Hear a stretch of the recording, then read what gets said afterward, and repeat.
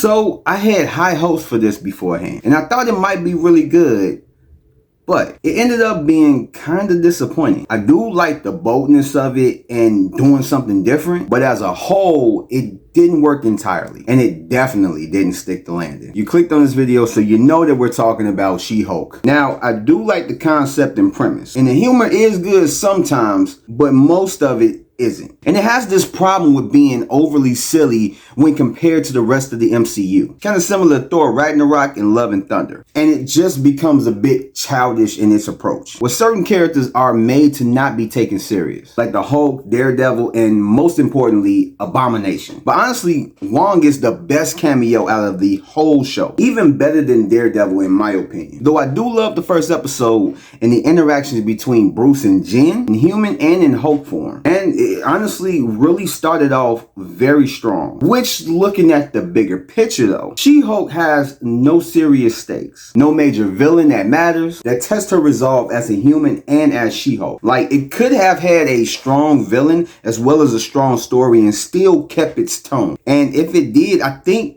more people would have been okay with it, because that was needed in this show, like, for real. Like, just watching it, it doesn't feel like there was a real plan for this show or this character at all. It just comes off as more of a filler type of show. And of course, it was during the time where Bob Chapek was in charge, so it was more quantity over quality. And it was certainly a far cry from what we got with WandaVision, Falcon and Winter Soldier, and Loki. I mean, it was decent enough for me to keep watching every week, but I couldn't blame people for not wanting to watch it at all. And like I said before, and I'm gonna keep saying it, one of the problems with the MCU shows are the number of episodes per show. It's not enough, and this series is no exception. But more glaringly for She-Hulk is also the length of each episode, ranging about 30 minutes. And 30 minutes is not enough, especially for this show. And as far as the twerking goes, I didn't mind it. I know a lot of people were bashing it online and talking about just how ridiculous it is, which I'm not even going to argue with you on that point. But it just has them looking at Marvel a bit differently. But it didn't bother me at all. Like, I can see if it had the tone of Endgame, Civil War, or WandaVision, then it probably would have been a major cause for outrage. But it fits the tone of the show, whether you like it or you hate it. But once again, I can't blame people for not liking it. The CG is 50-50. It wasn't the worst, but it certainly wasn't the best, but it was good enough for me. Of course, I would have wanted it to be better, but I mean,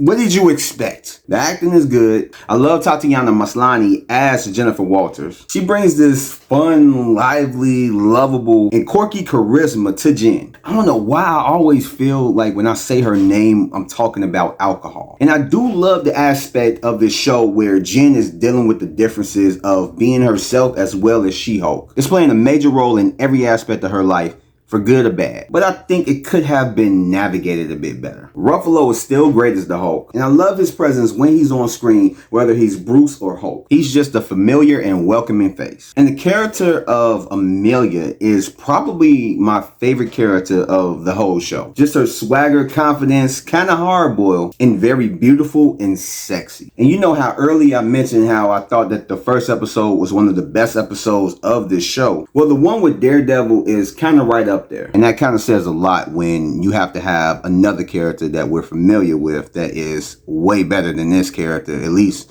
live action, has to be brought in to make an episode or the show somewhat enjoyable. I don't know.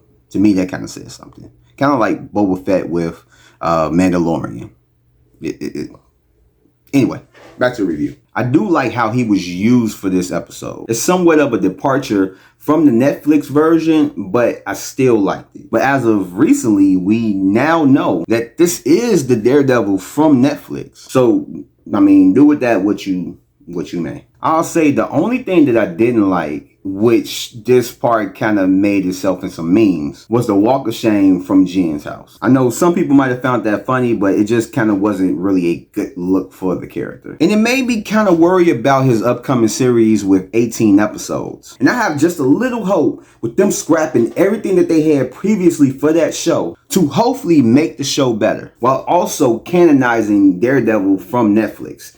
I don't even know if canonizing is a word. Yeah, it's a word for this review. And earlier I was speaking of the best episodes. The last episode is absolutely the worst episode out of all of the shows in phase 4. Like, there is no comparison at all. It is complete trash and not put together at all. Now, I know that's the joke of it, with her breaking the fourth wall and being able to just work outside of the reality that she's written in, but it doesn't help the episode or even give us a good finale. Now, it tried to be creative in setting up a hidden villain halfway through the 8 episodes, but yeah, it didn't work. And the ending itself, it didn't work. It honestly ended up being just dull as hell. And the unsatisfying conclusion really did a disservice for all of us watching, and it just felt very rushed. But the only thing that I can say that I liked about it was the fourth wall breaking that the episode had. Other than that,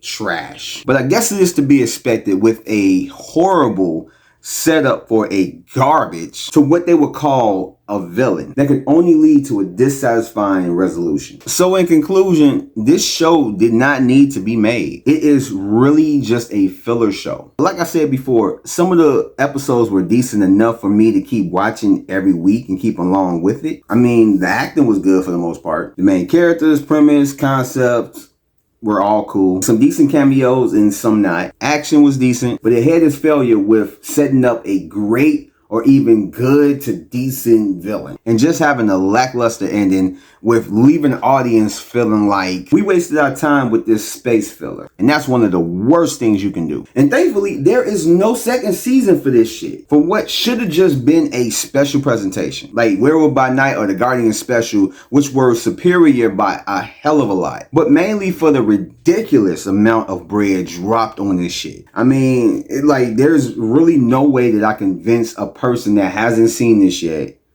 to go and watch this, because honestly, I don't really feel like there's a need for anybody who hasn't seen it to watch this shit. I don't even want to go back and rewatch this shit. Like I said, it had some decent points. It had potential to be great. They just didn't, go for it. And it's a sad case because, stuff like this can make, an audience really hate a character. And I don't think that it's deserved for this character. It's just they should have took more loving care with it. And maybe we probably would have had a better outcome when it comes to, enjoyment for a show like this. But hey, it's whatever. I mean, we got what we got. So hopefully Marvel can turn the tables starting next year. I guess we'll see. And so with that said, that has been my review for She-Hulk. I hope you guys enjoyed it. And if you did, go ahead and give me a like, subscribe if you're not, and hit that notification bell for more videos like this. And I will catch you guys on the next one. So peace out, stay safe, and let's do better, Marvel.